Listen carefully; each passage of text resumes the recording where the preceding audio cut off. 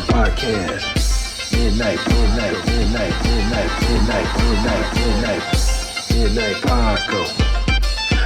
Paco Podcast. Midnight Paco Podcast. See a trucker, flash a trucker. Hey, life. Also Puerto Rican.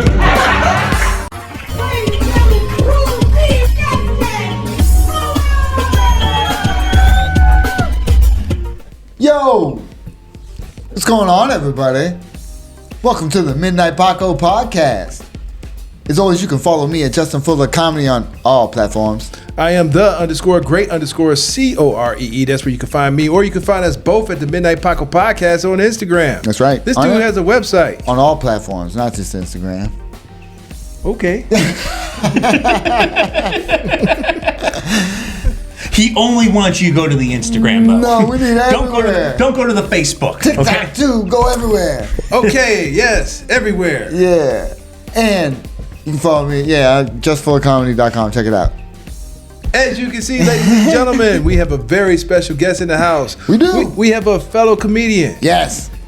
A father. Yes. A writer. What?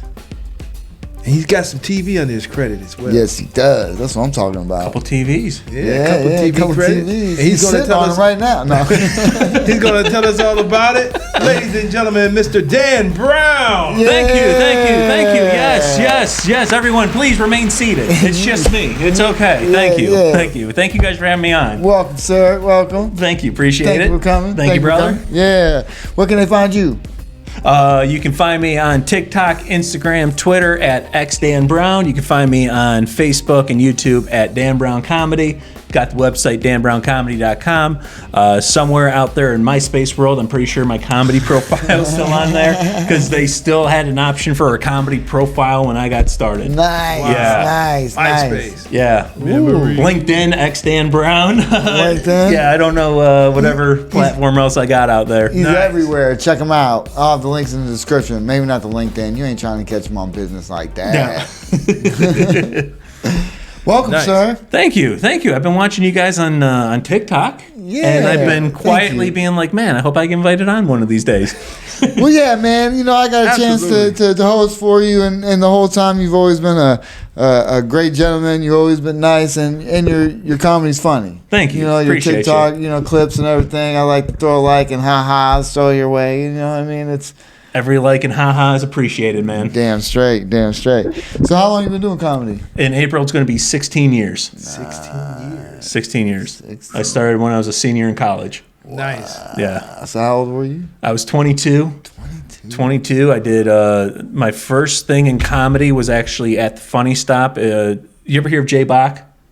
The name Jay Bach? No. I think he still does comedy. He's gone in and out a couple of times. He did a MC course, how to MC a comedy club. So that was the very first thing I did in stand-up was take a class. And then Pete booked everyone to come back and MC except for me because I had never done it before. Wow. So he told me to go do amateur night or whatnot. And I ended up just going out doing some open mics back in Cleveland where I was living at the time. And I did a place in Parma here called the Jam and Java, which I don't think is around anymore. I have no idea. Yeah, I never heard of that. Yeah, it probably closed down. I've been doing this 16 years. It probably closed down 15 years ago. Yeah, right. Grand opening? Grand closing. Yeah, I mean, each time I did it, there was like 6 people there. So you can't have just 6 people show up and have a business. No. It was a club? No, it was just a cafe. Bar? Oh, okay. Cafe, bar, whatever. Okay. All right. So that's where you went the first time? First time I ever did stand-up was at the Jam and Java. Okay. I went on stage. I was told to do 7 minutes by the owner. And I think I did 4. And as soon as I got on stage, I forgot everything I was saying anyway. Wow. So it didn't matter. It happens. Yep. Yeah, it does. That brain shit's wild, man. I mean, I don't know about you guys, but like the first few times I did it on stage, like I felt my legs shaking, like underneath me. You know what? The first time I did it, I was actually fine. Okay. I was also 42 years old. Okay. So, and I've been through some stuff. So, you know what I mean? The one thing I was just hoping to get laughs. In the first minute, my second bit didn't go good because nobody really knew what I was talking about. And I did learn from that. If you don't Yeah. If they don't know who you're talking about, they ain't gonna get the joke. Well, one thing I'll do is I try to keep my references, like my nerdy material and whatnot, to characters and people everyone already knows. Yes. Or to the lores that people are already familiar with. So I'm not going into the nitty-gritty details about a particular Batman issue or story. When I do my Batman wedding joke, I just reference my parents got murdered in an alley. And because most people know Batman's parents got murdered in an alley. Right. When I do my joke about wrestling, about hitting my wife with a chair, I reference Macho Man Randy Savage. Yeah. One, because most people... Oh, yeah. Yeah, know they either know Macho, Yeah. or they know what Macho looks like, yeah. or even if you don't, just that name. Like if I said Randy Orton, Yeah. who's a great wrestler, by the way, but if you don't know who that is, you don't know, it's just a name I'm throwing out there. Exactly. But if I say the Macho Man Randy Savage, if you don't know who that is, you're putting an image together in your head. Right. And so it takes time to develop your act and your material, but it's also one of those things where it's, hey, make sure you're talking about things and people are understanding you the whole time. Yeah, and I'm glad I learned that the first. I'm like, Yeah. damn, but that's because I recorded it, watched it back. I used to do this one joke, and every once in a while I'll still dust it out about talking dirty over the phone with a girl, and she wasn't nerdy like I was, and I was like, the first thing I'm going to do, I'm going to pick you up my shoulder, I'm going to throw you on my bed. She's like, that's hot. I'm like, then I'm going to rip off all your clothes like I'm an animal. She's like, that's sexy. I'm like, then I want you to take your hands and get a big handful of my cape. And she's like, what? I was like, then you're going to try to take my mask off, but I'm going to slap your hand away because nobody can know my secret identity. She's like, what the hell are you talking about? I'm like, I am the vengeance. I am the night. And then she hung up, and I call her back. I'm like, nobody hangs up on the Batman. And she hung up again. Her roommate picked up. She's like, Dan, she left. She's not here. I'm like, where is she? Now, you guys understand the last point of where is she being from the Dark Knight series. Yeah. But there's a lot of people who still haven't seen that series. Yeah. And as every year goes on, the younger and younger people haven't seen that series. And the older people may have not seen that series either. And I was kind of like, man, this joke kills at all the Comic-Cons. It kills with young audiences. How come it's not killing everywhere? It's like, well, because you're going more and more niched with each punchline you do there. Wow. So how long would it take for you to realize that, though? How many different like shows or just like, because obviously it was a demographic, right? A little bit of the demographic, a little bit of, it's a combination of things. Because I used to do like the whole like I'm a young nerd kind of thing. Right. And then after a while, somebody told me this, and it was like, don't make your age your gimmick. Like, don't make your youth your gimmick. Because you can't keep saying it when you're 50. Because you can't stay young. Your age is literally the first thing that goes away. Right. So it took me a while to be like, okay, so I can't, because one guy told me, he was like, just say you're 22 on stage. Just say you're 22, 23. People like young, whatever. Right. And then at a certain point, I'm like 29, trying to tell people I'm 23. And it's like when you're watching a TV show, and you see the high school students, and you're like, that guy's got a beard. Like, that guy's clearly 40 years old. Shadow. Like, Yeah. what is going on here? It's like watching the last season of Cobra Kai. And it's okay, come on, man. Really? Which I love Cobra Kai. I do too. Some stuff you gotta look. Well, like even the last season of Stranger Things. Spoiler alert. Don't know if you saw it, but Holly, the sister. Yeah. Apparently, she's only supposed to be 7 years old. And you're like, that's clearly a 15-year-old girl. Yeah, I mean, but okay, so like you mentioned like the nervousness on stage. You know, I was nervous, and I still get nervous all the way up to the point where right before I go on stage. Early in my comedy career, like if I was to come back for a contest for 2 weeks, I was nervous the whole 2 weeks. Okay, like. That 5 minutes had me hostage. For 2 weeks. But it was.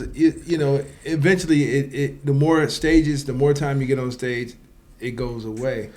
And sometimes the nerves don't go away for a particular thing. Like when I did Dry Bar, I signed my contract 2 months before I performed it.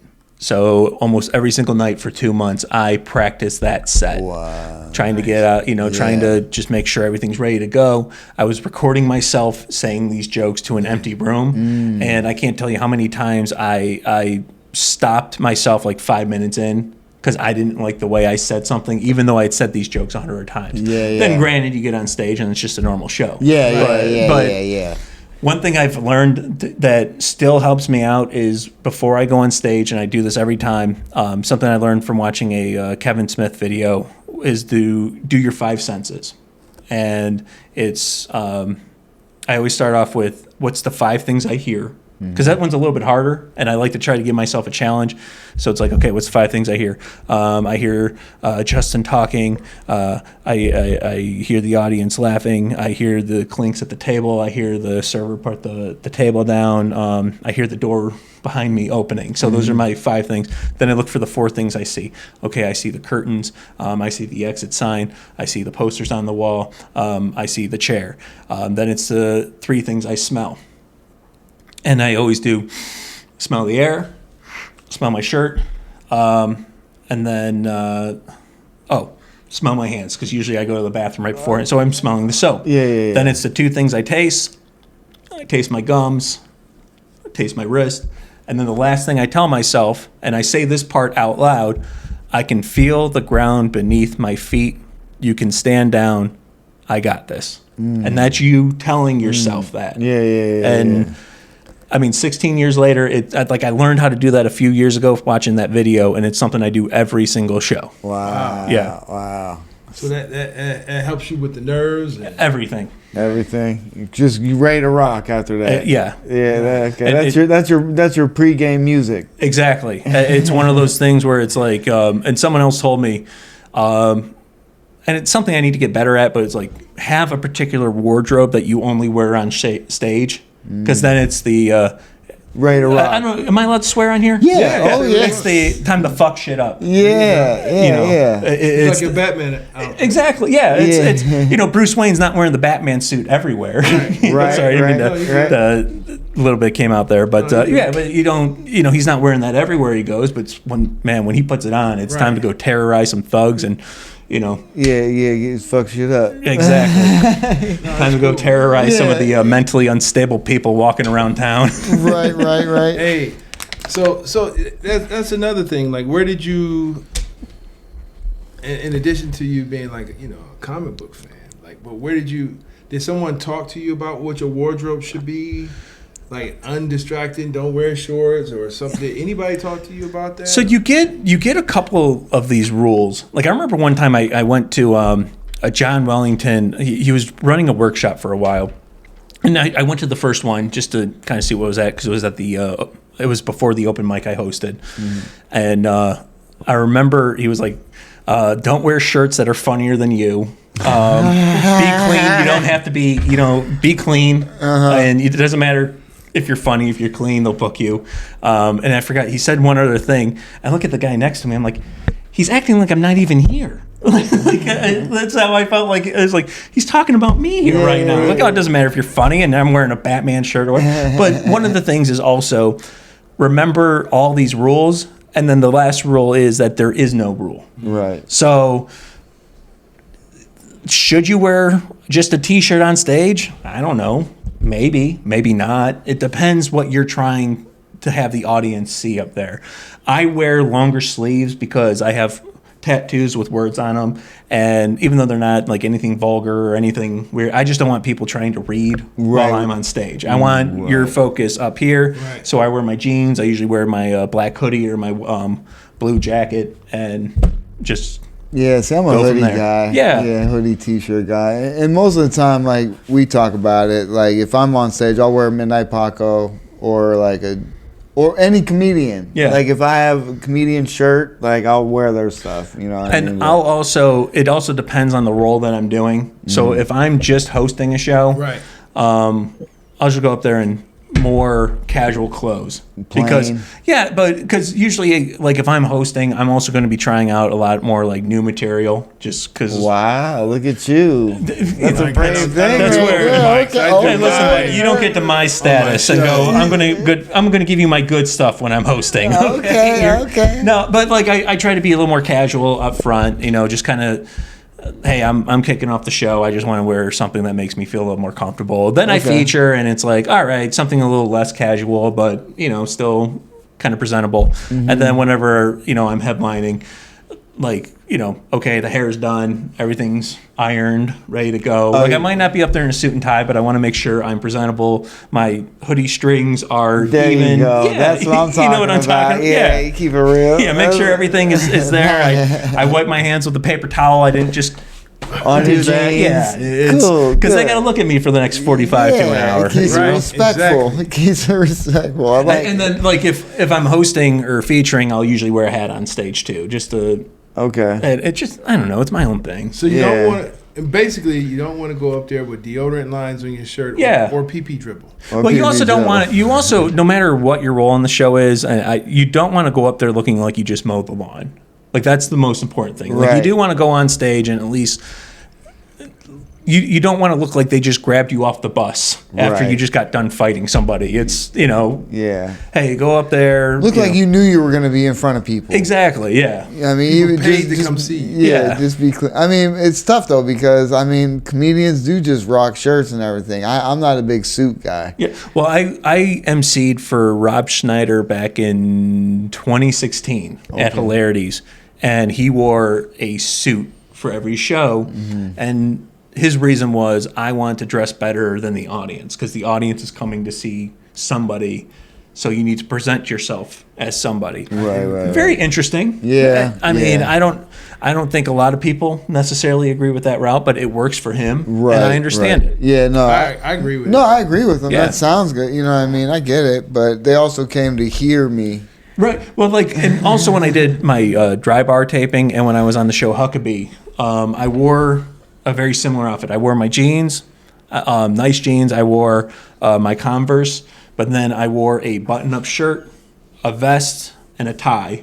Of course, my hair was done because of the bigger platform that I was on. Mm-hmm.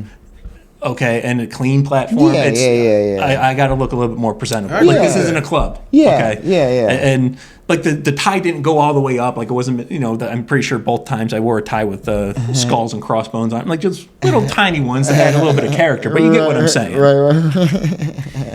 No, I thought that was a good look. I saw a couple of you. Thank you. Where you were, and I thought it was a great look. Like when someone's paying to come see you, you don't want to look any kind of way. Yeah. So no, I was just wondering, like, did somebody tell you, like, not to wear busy shirts? Yeah, I mean, The shorts was a big thing. No shorts are a big thing. Yeah. And I mean, ultimately, it goes back to there's no rules, Right. but there are, like, if a club sees you go on stage in sandals and shorts. You're not Fluffy. Hey, exactly. It's Fluffy is packing a stadium. Yeah, Fluffy I know. can go up there naked if he wants. Yeah. And they're gonna tell the police, hey, just wait till he gets off stage. Like, Right. let him do the hour because we owe this guy a ton of money right now. Yeah. But yeah, it's if you go, let's say Hilarities, Funny Bone, if you go to a more established club, you go on stage in shorts and sandals. Club manager just might look at you and go, all right, well, it's nice having him. Yeah. Right. It's a They'll wrap. be back here. Yeah. But because those first impressions Are big. Yeah. I mean, they leave those lasting memories for people. Right. So those, that's like unwritten rules, and thanks for sharing. But all right, so I want to go back. You say you were 22 years when you first started doing comedy. So what made you say that you wanted to do comedy? Were you a thespian? Were you a theater kid? Were you in plays? Were you in the school choir? Like, I wasn't in any of those. I did marching band for the last 2 years of high school. I wish I would have done the play, especially in What plays in instrument? hindsight. I was in percussion. So I was in the drum line. I had one of the big bass drums. Okay. Boom, boom, boom. There was I was just telling the story. There was I think it was my senior year. There was a girl that I liked who had led me on for a while, and ultimately had her friend tell me, like, one day right before practice that it's like, hey, she doesn't really like you. And I was getting pissed off. wow. So I had the big bass drum, and I'm smacking it as hard as I can because I'm just taking out all my rage. And then something happened where it's like you're not thinking, and I missed, and my fist went through the bass drum, and it's the metal frame around it too. So it's like, boom, and I break the thing, and I go from being like mad and just like everyone be afraid of me to So wait a minute. So you broke your hand? I didn't break my hand, but I mean, dude, it felt good. I would have guessed I broke my hand from that first moment. God. And that's not a proud moment either. Isn't you're like, you're I'm just mad. Because of a chick. Not all, but most of the guys that I knew that was doing the bass drum, they were kind of bigger dudes. Were you a bigger dude? I mean, I was like, I would say a little bit bigger than the normal kids in my grade. I started off really small. Like, I was always a very small, skinny kid. I wrestled. After my freshman year, I really started working out. I mean, not that I was, The Rock or, Arnold Schwarzenegger. Right. But at the end of it, going into my senior year, I was like 160 pounds. Like the average 12th graders, like what, 130 or something? I was 135, I think, when I graduated. Yeah, so I mean, I was a little bit bigger than most of the kids at that age. Nice.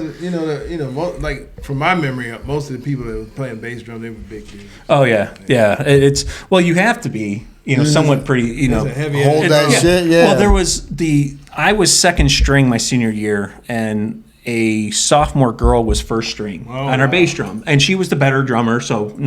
But when we were on the field, she'd have the bigger bass drum. Okay. But when we were marching from the school to the field, we switched instruments because she carried. Yeah. Because I had Dan, can you please carry the big the big bass drum kind of thing? Yeah. Yeah, I was in the military. They gave me the biggest gun. I'm like, I'm one of the smallest dudes. Well, I got this saw.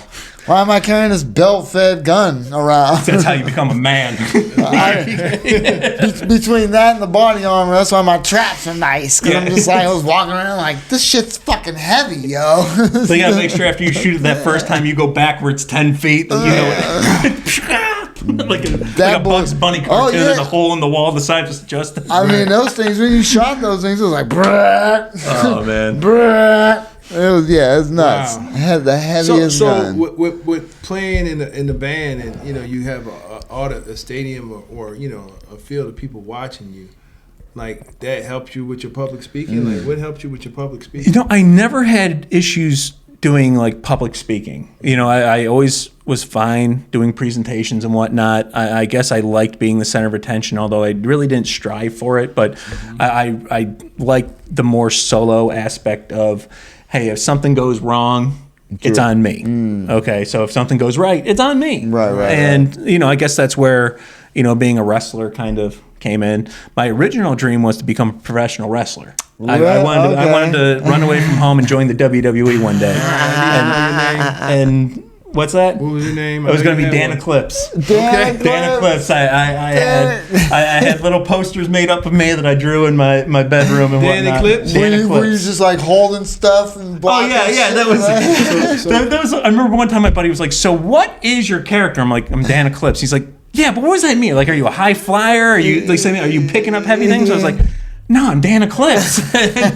So you got 2'6", Dan Eclipse, and the Respress Express. Yeah. Woo, what's up? 2'6". When I was a senior, I was I was misdiagnosed with a heart condition, so I had to stop wrestling after my senior year. It wasn't an issue because I wasn't good enough to go to college. But then I couldn't pursue professional wrestling. I quit. Like, I was trying to do bodybuilding at that time. Quit doing that for a couple years. A few years go by, and you get that self-conscious thing going on, and it's like, well, I'd rather look good in a casket than be alive and feel ugly about myself. Which is, by the way, if you're watching at home, that is a terrible way to try to live your life. Yeah, okay? right. Be a beautiful corpse. Healthy, yes. Be healthy. Yeah, be healthy. But fast forward a little bit more, my wife and I get engaged, and she was working Cleveland Clinic at the time. Okay. And one of the leading heart surgeons came in, and she was like, my fiance is at the time thought I had Marfan's, and this is how he works out, and this is what he's benching, and this is how hard he goes at it. And the doctor told her, he's like, he's playing Russian roulette with 2 bullets. Now, he didn't look at my chart. He's just going off of what she said. Telling him, yeah, because we're under the assumption that I have a heart condition that I was diagnosed with when I was 18. And then we go to take my son in to get tested because, I want to make sure his heart's good. And they have no reason to test him because now we have one of the leading like doctors in the country with this disease right here in front of me. And he starts looking at me. He goes, "You don't have it." Wow. Just by looking at me. He goes,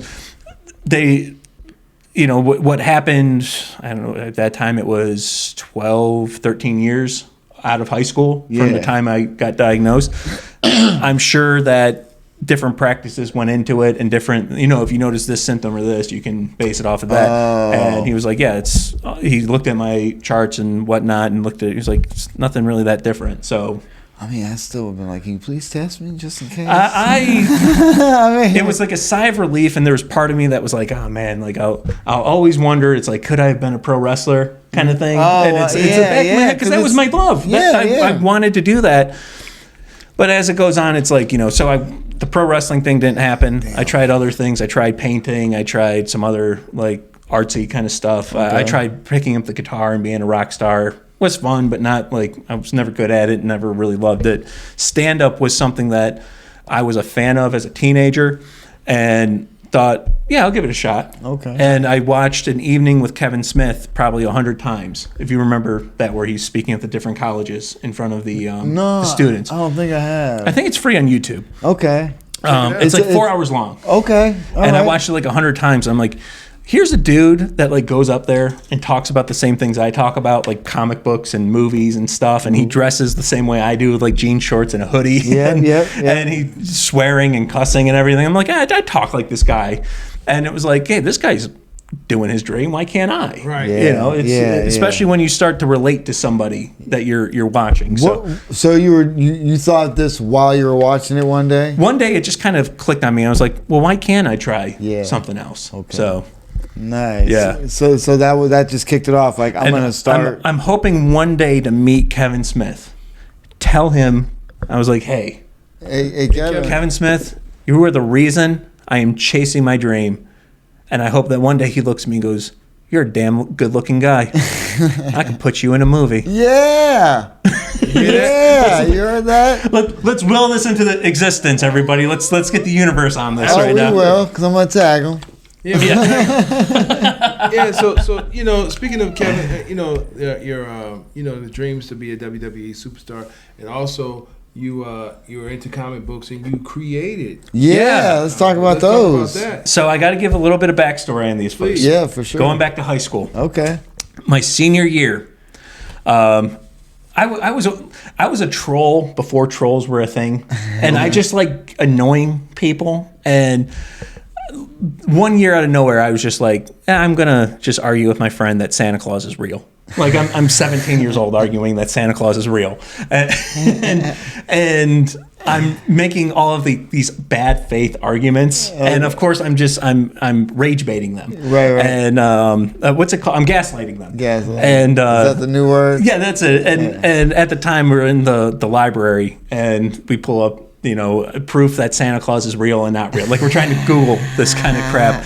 And my friend pulled up a thing where you can make your own Christmas story. But it was one of those where it's like, hey, put in your name, put in your other friend's name. So it'd be Cordell, Justin, Dan. And it's like, oh, we all went to grandma's house or whatever. And I was like, well, this kind of sucks. It's not our story. So I wrote out a story called How Dan Brown Saved Christmas.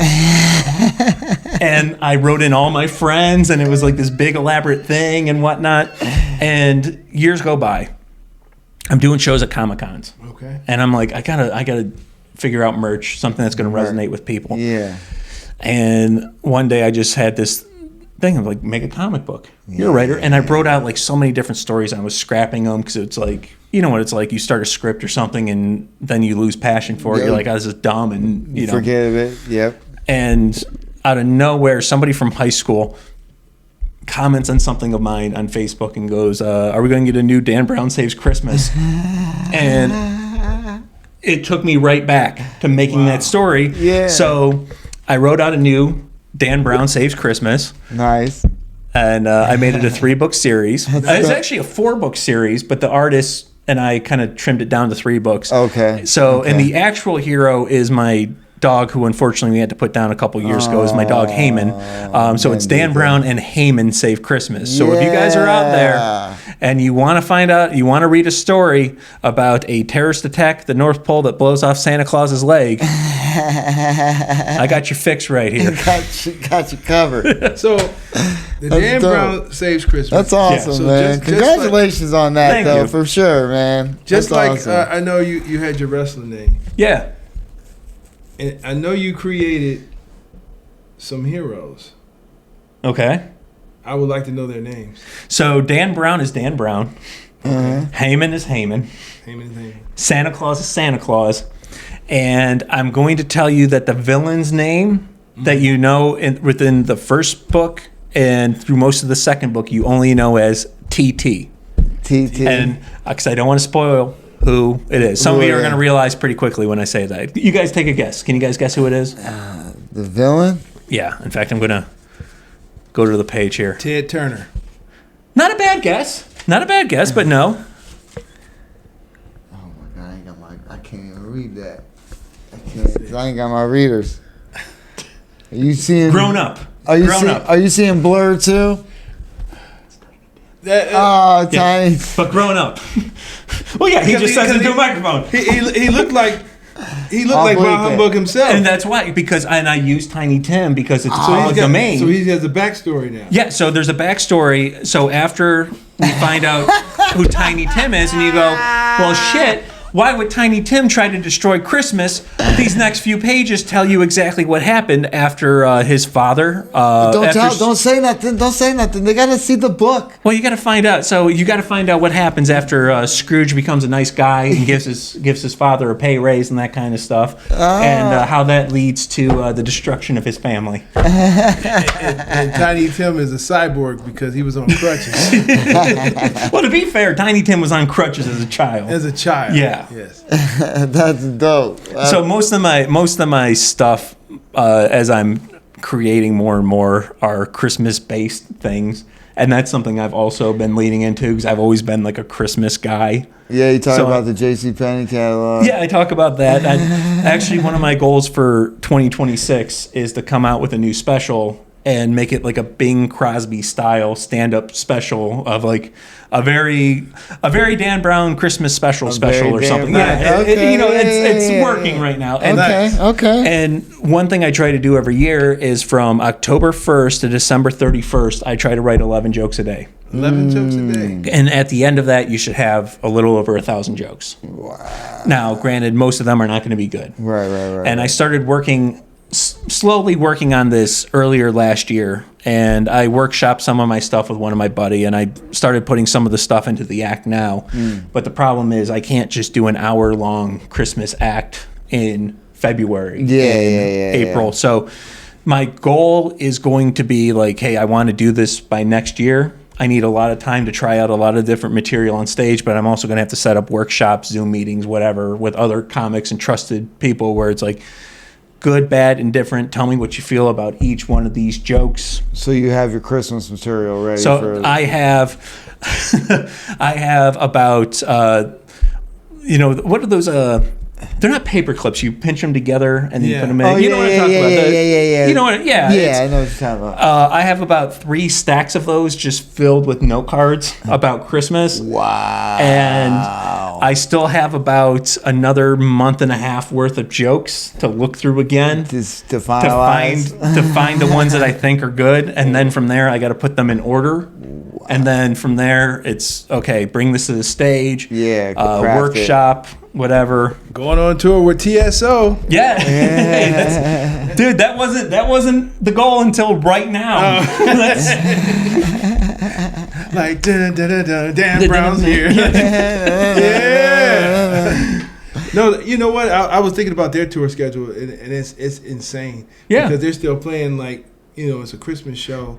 They'll still play it like till like February. Right. Yeah. Right. And you know what I'm saying? Like the Dan Brown Christmas. I don't think a lot of people knew this. I don't know if they're still doing it, but TSO used to branch off into 2 separate groups. Oh, I could believe that. So don't get me wrong, the second group was damn near as good as the first group. They all are awesome. But it's kind of like what the WWF used to do in the 80s. The Trans-Siberian Orchestra. Yeah. And where it's like, okay, we would have 3 or 4 shows a night. And, in I mean, Columbus, Ohio, we got Hulk Hogan. And then up in Akron, we got, maybe not, maybe in Toledo, it's like we got the Macho Man headlining that show.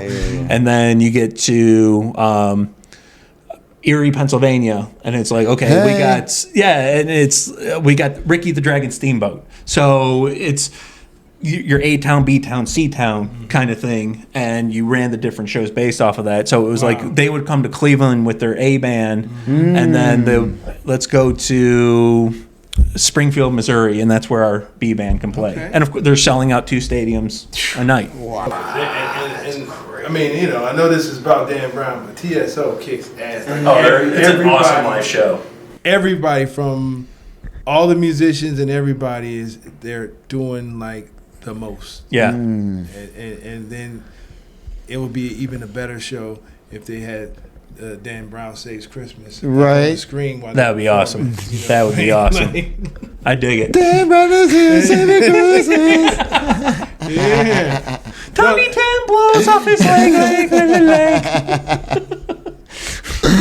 What you gonna do? The fun thing about the last book is that it's mostly like action here. So it's the fight scene between me and Santa and Tiny Tim and his army of angry gingerbread men. So we get photos of some shots here of Santa and Tiny Tim duking it out with each other. So hey man, shout out your illustrator, man. He does an awesome job. David Waldman is a local artist here in Cleveland. He's a great dude, awesome guy, fun dude to hang out with. I connected with him through a mutual acquaintance, and he was like, the first guy I talked to, he was like, hey, I know somebody who kind of draws in that Eastman and Laird Ninja Turtle style that I really liked, and he got us connected with each other. We sat down, talked about what we were thinking, hit it off, and I don't do a lot of art projects, but anything I need an artist for, he's my first phone call these days. So nice. Yeah, you did a good job. Real nice. Yeah, I like it. Yeah, I wish I had my phone on me. I could show you my album cover, which is on iTunes, by the way. Shout it out, Dan Brown, The Dad Night Rises. Get it on iTunes. It's only $7. I'll put a link in the description. There you go. Yeah. Yeah. So all right. So you're doing comedy. You start off at 22. Like, how did you decide what type of comic you wanted to be? Like, who were some of your influences? Yeah. So, you ready for this one? Yeah. I'm listening. My favorite comic growing up was Richard Pryor. Bill Cosby. Nothing wrong with that. You know what? I'm funny. not going to crap on that because I think that he was one of my inspirations, and his career is phenomenal. Outside of the negative things, who wouldn't want to do everything that he did? My only issue, but that's the thing. Like, I have a hard time laughing at his stuff now because it's hard to laugh with monsters. Right. But I watched his himself special like 100 times. Yeah. My dad, like the thing that introduced me to Bill Cosby's comedy, like my dad had a record player, a vinyl player in our basement, and we had the best of Bill Cosby, where it was Noah's Ark, Old Weird Harold. I'm trying to think of some of the other stuff that was on there. I don't remember any of that. I just know that himself. I remember just being a kid listening to it and just laughing and thinking this is amazing. And it was. And I loved Cosby. And every once in a while, something like that happens where you think of one of his old bits and you kind of laugh to yourself. It's hard for me to sit down and actively watch him these days. Other than that, I mean, Brian Regan, Kathleen Madigan, Jim Gaffigan were some of my favorites. As I started doing stand-up, The Amazing Jonathan, magician comedian who was excellent. Trying to think who else. Louis Black. And it's one of those things where comedy is an art. You have to figure out what your art is. Picasso can't do what Van Gogh did, kind of thing. And Louis Black trying to be Mitch Hedberg or vice versa is just not going to work. So you got to find your own voice. Right. Well, the beautiful thing is we usually just talk about our lives, unless you're a one-liner guy. You know what I mean. And even Anthony Jeselnik, who's a one-liner, he talks about himself most of the time. His family and everything. So, but I'm like, I was influenced by a lot of people that the Bill Cosby's and things, but you still have your own comedy style. Yeah. Like I don't think, you know, I think I have my own style, so I don't think, you know, even though I was influenced by a bunch of people, and I'm think I'm going to just start saying the genre of comedy that I watch instead of the individuals, because I grew up on everything from Dick Van Dyke to John Ritter, and you know what I'm saying, Robin Williams, and all of Def Comedy Jam, all of Comic View, right, including Bill Cosby, Bill Bellamy. You know, that's Well, I remember. I don't know how old you guys are. I'm 50. Okay, I'll be 48 this year. Okay, so I'm going to be 38 here next month, and when I was in middle school, February 12th. All right, my son's the 18th. Oh, okay, cool. And when I was in middle school and high school, Comedy Central Presents was big at that time. Yeah. And they were putting out those 30-minute specials every Friday night. Yeah. And, you know, when you're a young teenager and you can't leave the house, you don't have a car or anything, I started watching them. And those first, like, 4 or 5 seasons were all, like, the heaviest hitters. It's Greg Giraldo, Bill Bellamy, Dion Cole, Kathleen Madigan, Lewis Black, and then sometimes you'd see a couple, like Lewis Black did 2 of them, Greg Giraldo did 2 of them, and you start and you're watching these people. Like I remember when Kevin Hart had his, and that's where Grown Little Man, his joke Grown Little Man actually came out, because his Grown Little Man special, he didn't do that joke on there, right. And that was where, you know, the cop, he gets beat up by his wife. And the cops show up to the house, and he was like, "Are you okay, sir?" And he's like, "You should be asking her." He's like, "Not by the looks of things." And he's like, "You need to tell her you don't have to take this. You're a grown little man." And I remember just watching Gabriel Iglesias doing his 30-minute special, and the joke about him and his other fat friend doing the ride at Disney, and they don't make it up the loop all the way, and they come back down, and it was like, you know, an hour later, and it was like, "We're here with Channel 8, and there are 2 large Latinos who did not make the loop." And he's like, "You go to the other channel, those Latinos, damn!" And it was like, man, these guys are just amazing. Yeah. And then as the years go by, it's, you know, you start to see where trends shift, and I don't want to say, I mean, I don't want to trash comedians, but it's like maybe just because that was a new platform back then, they were able to get the best of the best to do it. Yeah. No. Well, basically, you know, it's almost like, I don't know if this is a good comparison, but, you know, like to tragic things happening, and they're constantly going across our feed, to a degree you get numb to it. Yeah. And so, like, back then, it was either you saw them on, like, Comedy Central or something like that, versus, like, you could see them on the internet, YouTube, and you want to see something different.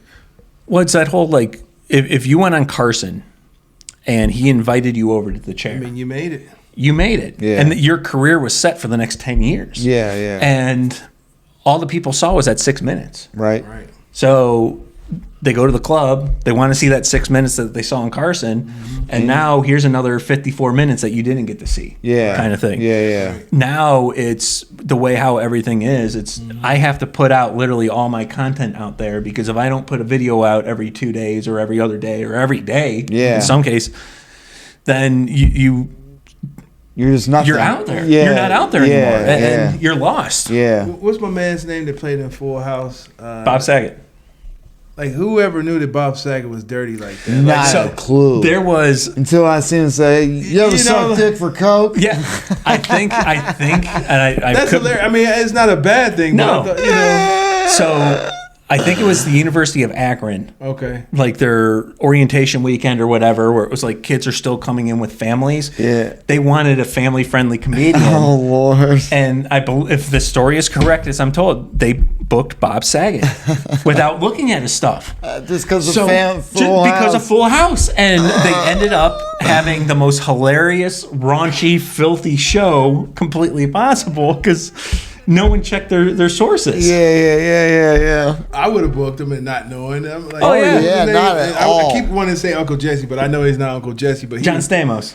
Yeah, I mean, but what Bob Saget? What was his name on the show? Danny Tanner. Yeah. Yeah, like who would have thought Danny Tanner was like Exactly. Nobody. Yeah. Nobody. I had no clue until I seen him in Half Baked. Not a clue. Not a clue. And then you find out all his shit everywhere. And you're like, wow, he is just a filthy guy. The first time I saw him do anything like remotely different from America's Funniest Home Videos or Full House, it was, do you remember the Dumb and Dumber prequel, Dumb and Dumber-er? Yeah. So it was the story about them being kids and whatnot, and meeting each other as teenagers, and what, I forgot which one, I think it was Harry went into this girl's house, and he melted a chocolate bar in his back pocket, and he's smearing it all over the bathroom.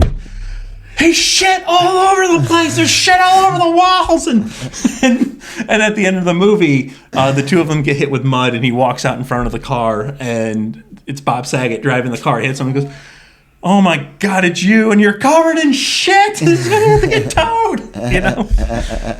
Yeah, so, I mean, it's like, you know, you could see a person and, you know, like their personality is different from their comedy and vice versa. Yeah, big time. You know, like there's a lot of, you know, by putting on shows, you notice that we're all different individuals, but some guys are like killers on stage, but you have a one-on-one conversation with them and they like, the light goes on. No, but it's like the switch goes on with them. It just, it makes sense. And it's, I mean, it kind of like you remember Manny Ramirez? Mm-hmm. Possibly one of the dumbest people to ever play baseball, possibly to ever walk the earth. But you put him out there, and the man was just a hitting genius. Yeah. You give the guy a bat and just, hey, go over there and just wait for the pitch, and the guy just puts on it. And I do you remember, like, he would change his feet like as the count would go on. So if the first pitch is a ball, he would put his foot in a different place. Mm-hmm. Like he just had that feeling. Like it's something you can't teach. Right. It's you watch him and you're like, man, this guy's putting on a master class right now. And then, you know, you hear the stories about, it's like, you know, Manny, we gave you a $600,000 check. Where is it? No, I'd never cashed it. It's up here. And then he tries to give it to a reporter to cash. And they're, you know, or they're in Texas for the All-Star game, and the players that don't go to the All-Star game go to Cedar Point for the week. And he goes, hey, we should go to Cedar Point tomorrow. And Baerga's having to explain to him that physically they can't get to Cedar Point. That they're 2,000 miles away, you know. I mean, you know. You understand that, Justin? Yeah. I get it. Yeah. Like, doesn't make him the dumbest person. Or like how he would go out there and they're in the one game, I think it was in Boston, hey, what's in his ears? And then he comes to the dugout and he goes, oh, I got my headphones in. Take your headphones out. He's relaxed. That's a motherfucker who knows his business and he ain't worried about. That's like Jimmy Graham, just going on stage. Jimmy Graham looked like he just got off the bus. Got off the bus. Put back on earphones and I haven't seen him in forever. I just remember the one time he looked like he just got off the bus. He had his earbud in. He was back on. Oh, that was at the Hilarities. The Hilarities. At the awards thing. Yeah, he looked like he just got dropped off. Hey, you know, people do genius things, but so like what? All right, so those are your influences. So I would say you are a storyteller. Okay. You know, I don't disagree. Oh, okay. Yeah. And so, like, what made that your style? Like, trial and error. Trying. I actually just went into Streetsboro High School and spoke to the students about a career in stand-up and what it looks like. And one thing I told them was, good for you. Thank you. And was like, you have to get on stage and just talk into a microphone and say things that you think are funny. Mm-hmm. And you're not going to know what your style is. You're not going to know what your voice is until you do that. And you don't get to pick your voice. Right. Like, I would love to be a filthy comedian. I would love to just be up there and just talk about all the filthiest stuff and swearing and this and that. I for whatever reason, I can't. I think people get uncomfortable listening to me talk about stuff like that. I happen to write cleaner. I think my best material is writing So cleaner. did you try that before? Oh, of course. I tried everything. Okay. I tried storytelling. I tried one-liners. I've tried everything. I tried the typical setup, hook, punchline kind of stuff. You got to get on stage and you have to figure that out for yourself. Yeah. So, did you consider yourself a storyteller, or? So I tell people most of my jokes are fictions based off of truth. Mm-hmm. So, like, my wife and I had a Batman themed wedding. Dope. Obviously, my parents did not get murdered in an alley. Obviously, kind of thing. And you did not hit her with a chair. Exactly. But for the I like probably the for the elbow first drop. couple, I like the thank elbow you. drop. Yeah, like I'm not dropping elbows or I'm not bringing up ex-girlfriends' names or anything. Right. Yeah. But I mean, she did watch wrestling with me for a very long time when we first started dating, and she went to a few shows with me, and I kind of figured it wasn't her thing, kind of thing. The joke about getting into a fight playing Dungeons and Dragons. Yeah. That was actually based off of you guys remember Halo. Yeah. Like going to old Halo nights. Yeah, but I tried Halo on stage. No one Just knew. I think it's just too old of a reference. I tried Madden. Well, Madden doesn't really match. Like there's nothing funny about Madden. Yeah. If you don't know anything about Dungeons and Dragons, kind of like Macho Man, Right. when I say Dungeons and Dragons, you're putting an image in your head. Yeah. Nerds. Yeah. Exactly. It's just, but you're also putting in like dragons, and are they dressed like knights, or and as I'm explaining, the cloaks and the capes now, that adds another level of what the game might be. Right. Because if I sit there and I break down what the game is, it's not nearly as funny as what the image the audience is putting in their head for me. Right. I think of Dungeons and Dragons. I think of Magic the Gathering. I think it's all the same. Magic the Gathering. I'm trying to think of that different one game. It's a completely different I get what you mean. Obviously, this dude. I mean, That's something that my wife would say to like rage bait me, to gaslight me. You're like, yeah, go play your stupid Pokemon right now or whatever. Pokemon Gathering. Hey, you know what? Yeah, listen, lady. Listen, Go play your Dungeons and Magics the Gathering Pokemon. And catch them all over there. No, I mean, I think it's cool. Is that how furries were invented? So you know what? I used to do a podcast called the Action Comedy Nerd Show, and that was the name. I did it with Jerry Jaffe, and we would do our comedy shows at Comic-Cons under the Action Comedy Nerd Show banner. And we would meet people at shows, ask them about their cosplay, that kind of stuff, talk about the cons.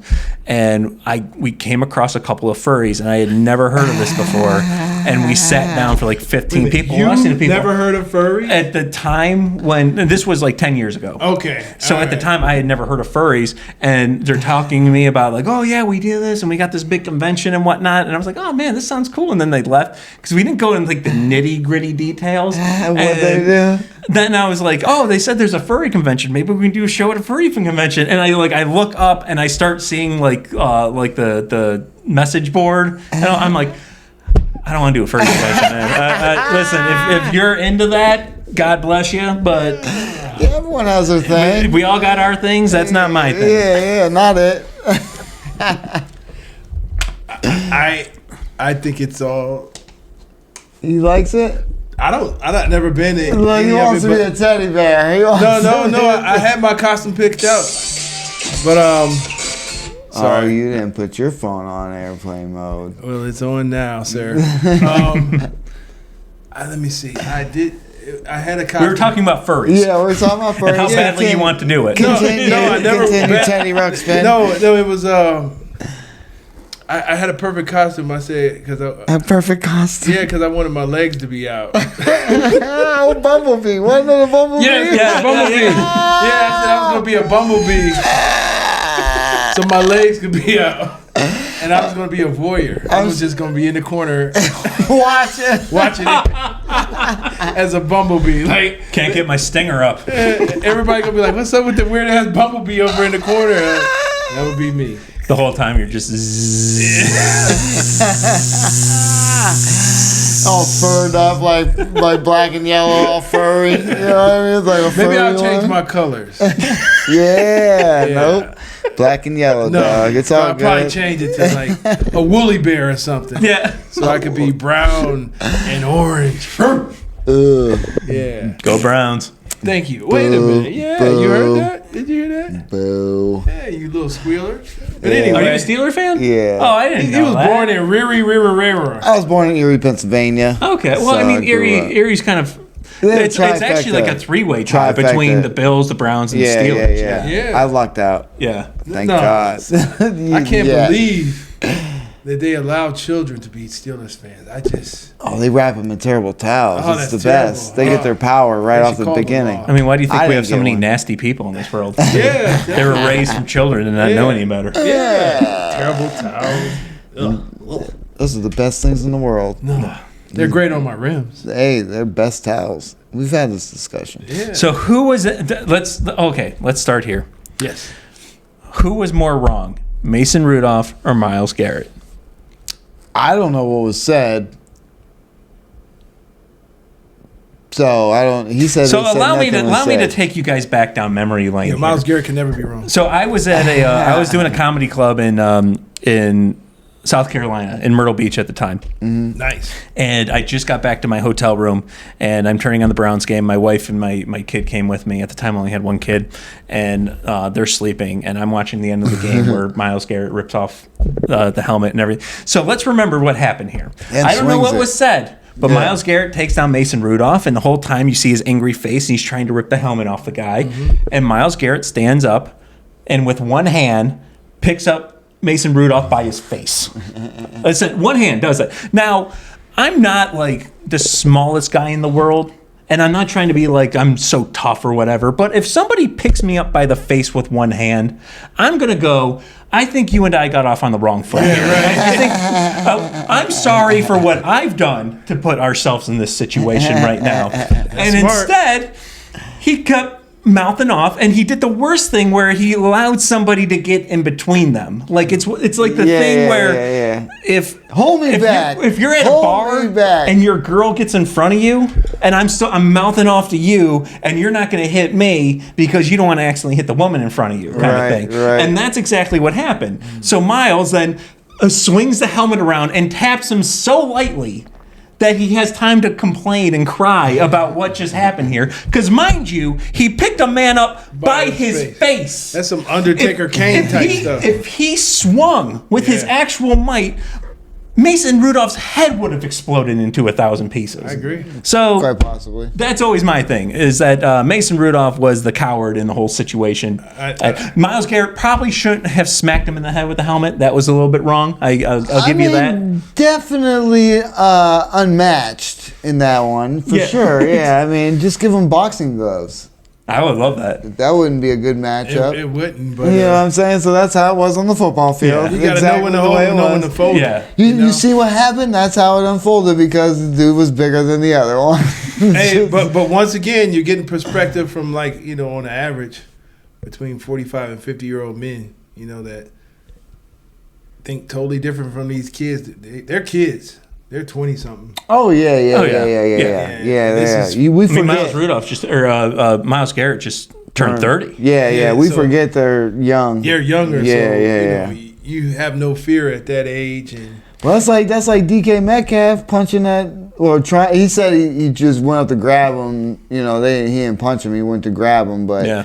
I was like, that's hilarious because that's the whole thing. Like Happy Gilmore, that's that dude that was following him around. Jackass. Yeah. It's the same fan. I think from Seattle and following Detroit. Well, I think what's as you get older, you start putting things in perspective absolutely. of why do I have to fight? Like, why do I want to fight? It's one thing, if you're a UFC fighter and that's how you make your money, go ahead, fight people all day long. But having said that, even they aren't picking fights with people outside of the ring. No, because they know they're liable at this point. Yeah, and they also know, dude, I could just whoop that guy's ass. What does this prove here right now? Right. Well, the problem is ego, and a lot of times fights happen because people are disrespectful, and it's unfortunate because of men. And if somebody's calling your woman a bitch or does something disrespectful to your woman, it just unfortunately, it's like, what am I supposed to? You can say, hey, why did you do that, nature sir? at that point. Yeah, It's you're just going to get, you're going to get angry, and you try because you know it doesn't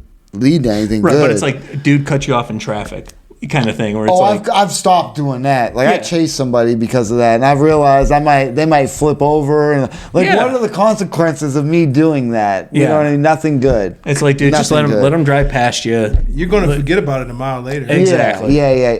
I mean, it bothers you. There's times it bothers you, but it just bothers you, and that's as far as it goes. You know what I mean? But it's And like you also move on don't know from what that other guy has. Exactly. Like that guy might have something in his car that you're not ready for. Exactly.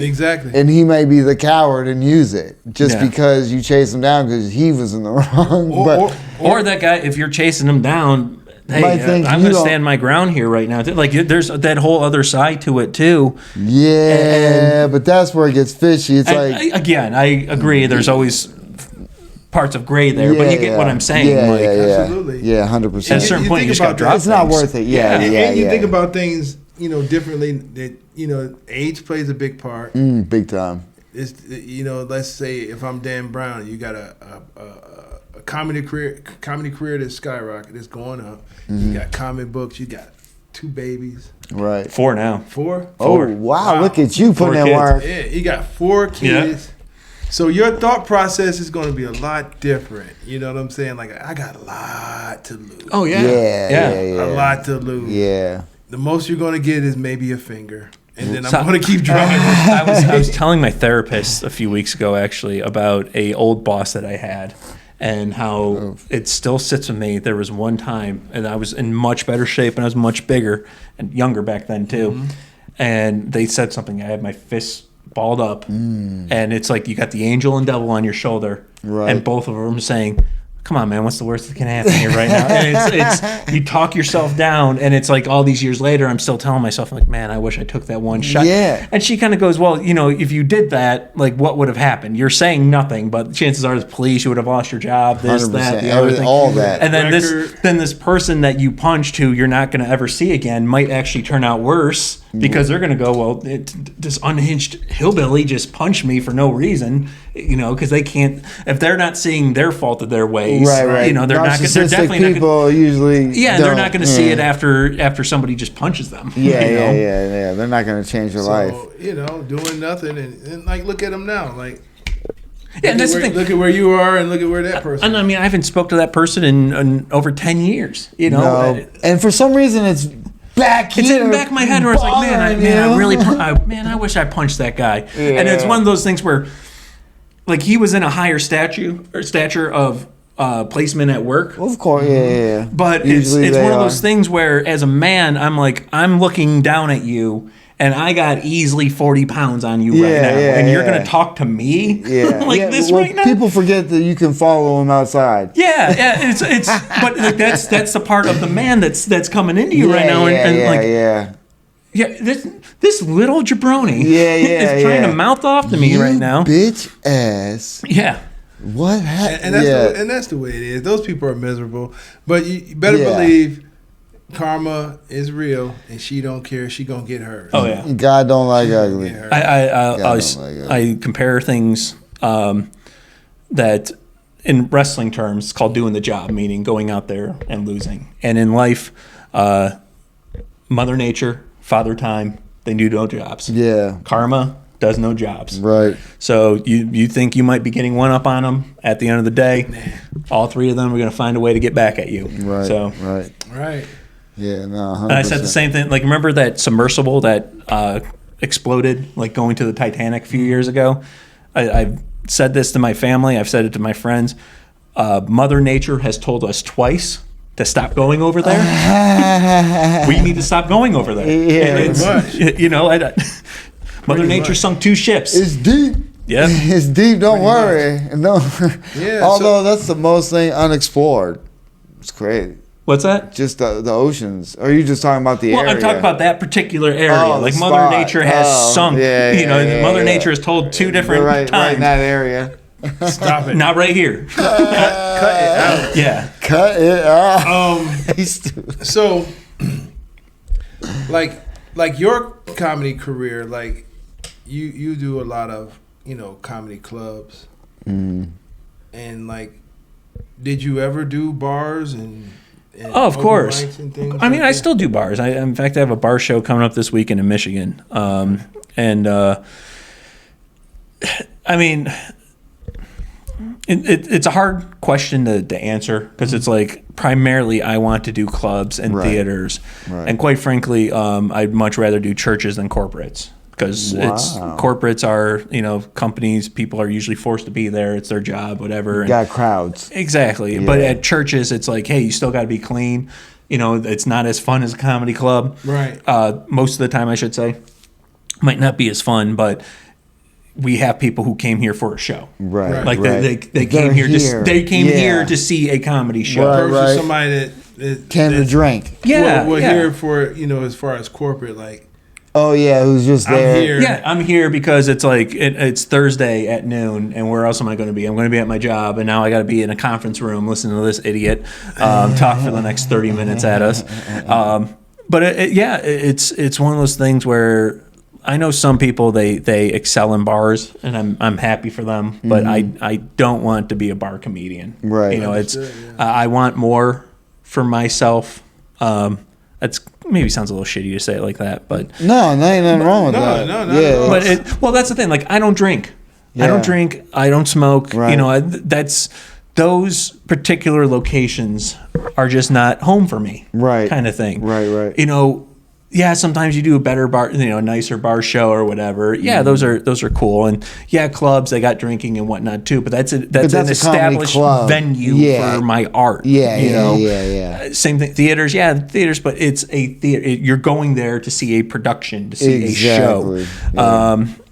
I mean, sometimes it's bars. They'll sell tickets, but I mean, how many times you go to a bar show that sold tickets, and the next thing you know, they're just no one's at the door. Just come on in. Yeah. So you miss out on all that. You miss out on that. Then you got people that didn't pay for the show just coming in and interrupting it. Right. Yeah. That. Did you? What? Okay. So when you versus a club, when you did the television show, that was in front of an audience. That's in front of a studio audience. Yeah. And plus, you probably saw like big equipment. Yeah. Is that an extra added? Like, get it right. So it was. So I did the show Huckabee, which used to be on the channel TVN, which is a religious channel, and it was a political platform. But I'm a political comedian. Right. I just wanted the experience, and I even spoke to a comedy club owner, the one in Erie, and I said, this is my thing. Keller's, right? Keller's, Bobby. I was talking to him.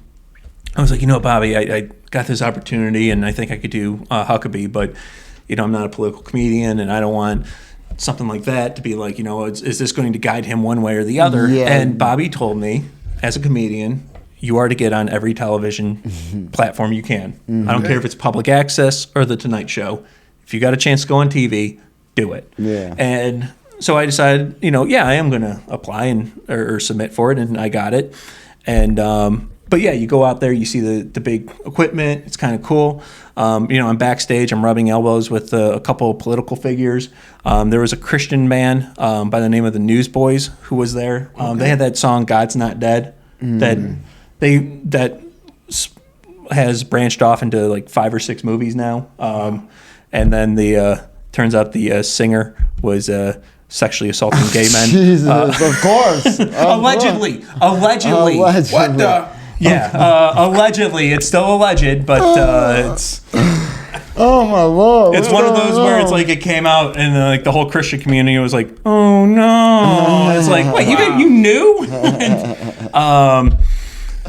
But I mean, it was cool because that's one of the bigger bands. Yeah, and actually, when I was a teenager, I had saw that band, and I saw where that singer, the band he was with previously, and like I'd seen them both in concert when I was 13, 14 years old. So it's like, oh man, like I'm standing next to this band I saw when I was a kid. Yeah. So I do the thing. It's fun. Studio audience. Huckabee's show was very laid back, and then literally a year later, I went back and I did warm up. Okay. So you know what warm up is, where you go there Get the crowd ready. Yeah. When you're watching things like The Tonight Show or The Late Show or any of these shows with the studio audience, they have a comedian go up before the show. They typically do about 6 or 7 minutes, and then they tell everyone, hey, silence your cell phones, don't yell out, we're doing a big production here. You see that applause sign, make sure you're clapping, laughing, having a good time. All right, let's get the show started. So when I go there to do warm up, That's so slick. it's a lot more hectic backstage. Do you do like material? Or I'm doing material. Okay. Yeah, and I went there prepared to do 6 minutes, and they kept saying he's not here yet. Oh wow! They had a special guest. Yeah. Didn't know who it was. They didn't announce it. Wow. But he's not here yet. And we have everyone from New York and LA here, but he's not here. And they come to me and like, can you do 12 minutes? I'm like, yeah, that's fine. And then a few minutes later, somebody goes, we might need you to do 15. And then they come up again, and I was like, just pull me off stage whenever you're done. Wow. Because he's not here. We don't know who he is yet. And so I go on there, and I think I end up doing like 10 minutes. Like, I wasn't that long. Right. And I'm just having fun. And one of the audience members yells out during my act, which at the time we didn't tell him to be quiet or anything. Yeah. Okay, yeah, no problem. And it's in Tennessee, so they got the Southern accent and whatnot, and he sounded like Dr. Phil, and I started doing, like, you remember how Dr. Phil used to do that old advice, like, listen, you might shoot a duck with a BB gun, but don't be mad when you're not invited to his birthday party. And like he would say, like, that was the stuff that made him famous, was those weird, like, and people are like, yeah, that makes a lot of sense. I don't know what it means, but it makes sense. And I started doing a couple jokes about Dr. Phil, and then somebody pulls me like this and goes, he's done, because the special guest was Dr. Phil. Oh shit! Ain't that something? So I'm going. That's how I tell the story. The actual story was, I find out literally right before I'm about to, right as I get off stage, that Dr. Phil is the special, and I go, man, I got like 4 minutes on Dr. Phil. I could have done. Like, not like Dr. Phil's like the worst person ever, but like just fun Dr. Phil material. And then you could have got the crowd ready for him to come out if you knew who he was. And it was actually cool. So I do my 10 minutes, and I'm backstage. I'm like, do I get to meet him? And they're like, no. But then, so I'm standing there next to the musical act and like one of the other like guests on the show. Bullshit. And then Dr. Phil comes out of his room, goes, hello, waves, and then just leaves.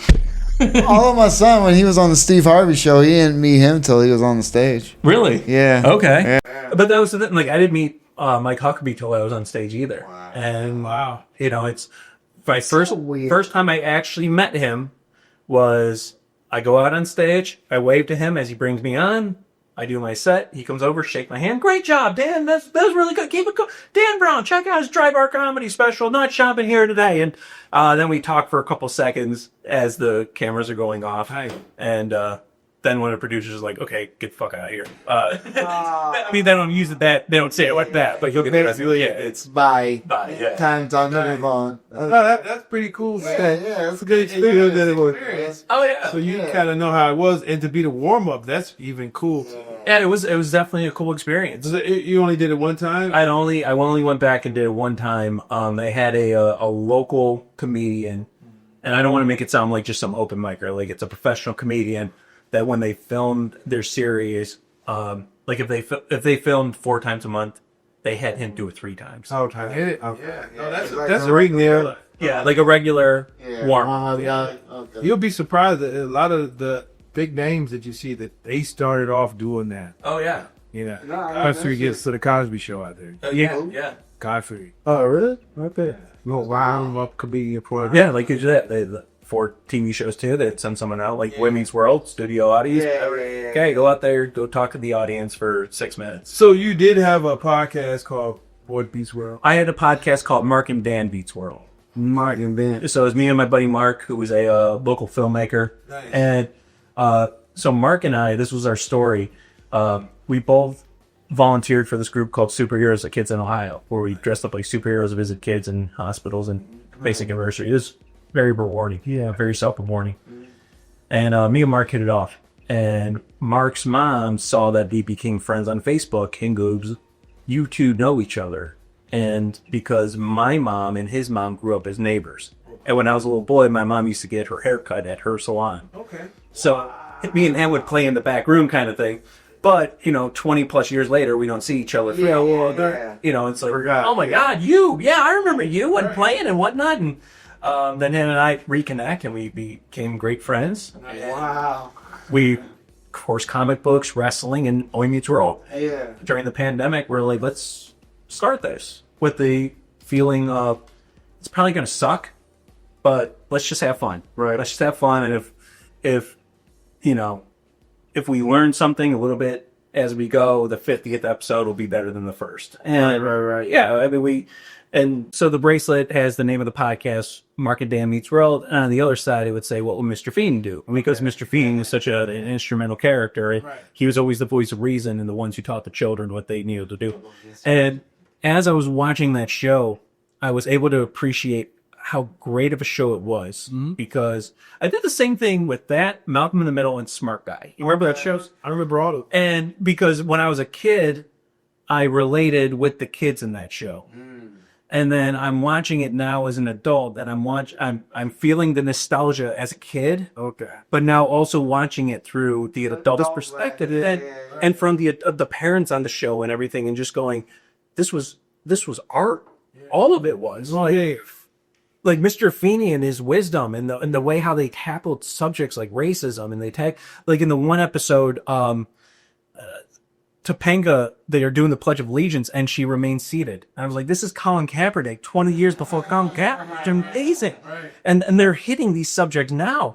Yeah. And you watch Smart Guy, and you're watching this dad who, I mean, he's not a millionaire or anything, but you're watching him just be like, I got to be the strong dad. Yeah. It's their way. I mean, or it's like I'm watching Malcolm in the Middle. I'm watching the mom who, as a kid, you thought she was just a mean mom. And then watching his, like, no, she loved these kids. That's why she was angry all the time. She was screaming at them because they were so misbehaved. Yeah. So you got to think about like some of the magic in those shows, and even some cartoons, they have to be entertaining for the children. Yeah. And for, if you were any type of parent like I was, I watched my programming with my kids. Yeah. So it's got to be entertaining for the adults as well. Yeah. So it's going to be some jokes. Yeah, the kids aren't going to get. Yeah. Right. And the adults is back there cracking up, Yeah. because it's like almost like 3-dimensional writing. Like you're writing to be entertaining is all, and then you write to appeal to the children, and then you write to also keep the interest of the adults too. There was one episode of Boy Meets World where Mr. Turner, the teacher, gives them a video project about sex, and they have to ask their loved ones and their friends about what does love and relationships mean. And the mom, Corey's mom, described it as voting. And of course, you get the laugh. She goes, "It's a very personal thing, and you want to make sure that you're not voting for the wrong person." And the dad goes, "Yes, it's very. It's just like voting. You go behind a curtain, you do your business, and then you get to do it again in 4 years." And so that's the joke. And then as the episode goes on a little bit further, and the dad gets himself in hot water with the mom, he goes, am I out of trouble now? And she goes, we'll see. And he goes, oh, I hear the election's coming up. And you're like, what a great joke, Right. The callbacks for the that's with the adults, exactly. Right. No, that's cool stuff. Into Well, that's the writers. Well, yeah, what show is that with Sheldon? Big Bang Theory. Yeah. Love it. Yeah. It's so many people, the writers on that. People crapped on that show. Oh, but it was successful for a reason. hilarious. I'm not saying it was the best comedy show, but it was definitely good. Yeah, man. And the writers on that, they were on point. With Sheldon, the way his character was and the way they wrote for everybody. And plus, I think everybody knows the Sheldon or Murder that was. Oh, yeah. And that's the other thing, too, is I think some of these shows are missing now is that you're not relating with some of the characters. Right. Like, I love The Office. It's my favorite show of all time. And everyone on there is, like, Jim is who you want to be. But Pam is who you are. which is why people, like, they'll make jokes about, like, oh, Pam was the worst or whatever, but that's because people related to Pam. She was in a relationship that she was kind of stuck in, right, at the start of the show. She didn't know how to get out of, and she was afraid to break up and be alone kind of thing. She was the one that, you know, was afraid to kind of go after her own dreams and chase her own stuff. She was the one that self-doubt, because that's who we related to. Right. Everyone knows a Michael. Everyone knows a Dwight. Yes, they're, you know, turned to 11, but we all know an Angela. We all know an Oscar. We all know a Kevin. We all know one of these characters who are the show. Yeah. Office is good. Yeah. So, have you done any acting? Never like actual kind of acting. It is something that I want to start making and writing my own stuff and getting into. Would you do like Kevin Smith and be like Silent Bob in it, or would you have actual roles? So I think if you think the Kevin Smith thing, I'm writing the main character for me, but at the end of the day, it's like I can't act. I better do the Silent Bob deal here and put myself in the background, give myself one or two lines. So you're not opposed. You're the bar that I'm supposed to. You're like doing the cameos. Yeah. I'm not opposed to like Stan Lee. Thank you. Yes. Yeah. Here you go. That's what I want. I want to be the guy, you know, reading the comic book in the movie. Going, this looks familiar. And do. You created everything. Exactly. But yeah, I'm not opposed to acting. I do think it is something that I would want to try to do. I just have no experience in it, and it's not something I actively try to seek out right now, because my goal is to continue to be the best comedian I can be. And I figure at a certain point, if I do that well enough, maybe the acting roles will start presenting themselves. Yeah, so you heard it from him. He's not opposed to it, guys. If you need a Dan Brown, a wrestler or a superhero, and he's writing his own Clerks. So it's all right. Yeah. I'm writing. It's a Christmas movie. You'll figure. Hey, he's open for it, guys. You know. Do you have anything coming up that you want to let the world know about? On March 28th, for all you people. Oh, that's my bumper sticker. Yeah. It says in quotation marks, "I'll give you something to cry about." Oh, it's a regular for one of my jokes. Yeah. And then I do a callback to it later as well. That's right. But March 28th, I'll be at I'll be in Ashtabula at the Art Center down there. It's going to be a fundraiser. I'm headlining it. They're going to be doing a comedy contest beforehand. They are slowly announcing the selections for that comedy contest. Okay. I got a few things here and there, but that's the main one. I want to get out there. Okay. So if you're in Virginia, oh man, I can't believe I'm blinking on the town, but I'm working for the Phony Womax. I believe it's at a casino, at a club out there. It's going to be a clean comedy show. So if you know what I'm talking about, go. I'm sorry, Don. I'm sorry. Mustache Club. I can't I'm blinking on the thing. Go to his page. Yeah, all of those will be on there. You have a website? You can find me at danbrown.comedy.com. YouTube and Facebook is at Dan Brown Comedy. Twitter, Instagram, TikTok, and LinkedIn, it's at xdanbrown. Yeah. All right, everybody. You can follow me at Justin Fuller Comedy on all platforms. I am the_great_COREE. That's where you can find me, or you can follow us both on all platforms at the Midnight Paco Podcast. My man, that's right. Check you all day next week. And wait, What? did you did give all your where you can find him, right? Yeah, you get to see him. All right. Yes, he did. Yeah, so all your stuff will be in the description. Hit the link, take you right to it. hey, I would like to thank you for joining us, man. Hey, thank you, sir. Check you out next week. Peace out. Midnight Paco. Midnight Paco Podcast. Midnight Paco.